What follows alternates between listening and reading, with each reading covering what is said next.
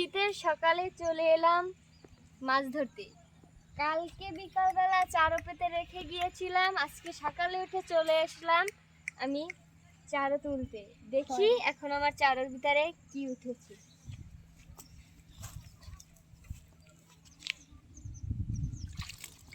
এই তো মাছ উঠেছে।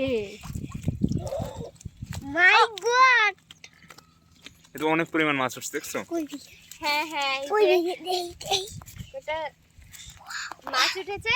যাক, ভালোই হলো। এখন এই যে মাছ আছে, আর সামনে যে ক্ষেত থেকে মূলা আর পালং শাক নিয়ে যাব। এই যে চলে এলাম মূলার ক্ষেতে। এই যে আমি মূলা তুলে নিচ্ছি।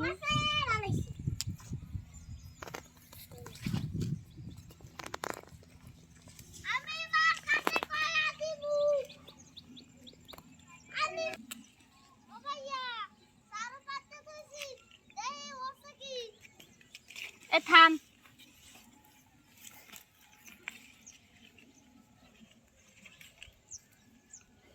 বাবারে অনেক ঠান্ডা লাগতেছে আমার, বুঝছো? শীত বেশি লাগতেছে তোমার? হ্যাঁ, শীত বেশি লাগে। এই মূলা এতগুলো তুলছে কেন? ওই এতগুলো তুললাম, এই যে মাত্র কত তুললাম। তোমার শীত বেশি লাগতেছে, আমার সোয়েটারটা নিবে? এই যে লাল মূলাও আছে। হ্যাঁ হ্যাঁ, এই যে লাল মূলাও আছে। আরে এই যে দেখো, এই যে লাল মূলাগুলো না, এগুলো একটা এত বড় বড় হয়, এত বড় হয়।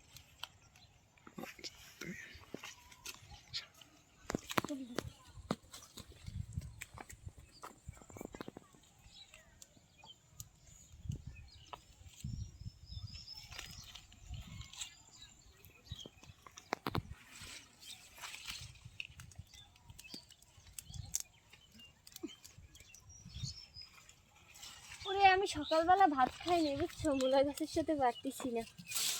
এই যে কি করবে এতগুলো? কি করবে তুলো কেন? কেন খাবা না তুমি? থাকে তুলো, দরকার নেই। তাই নাকি? না না, তুলো না তোমরা। আচ্ছা, আমি দেখি দেখে উঠাচ্ছি,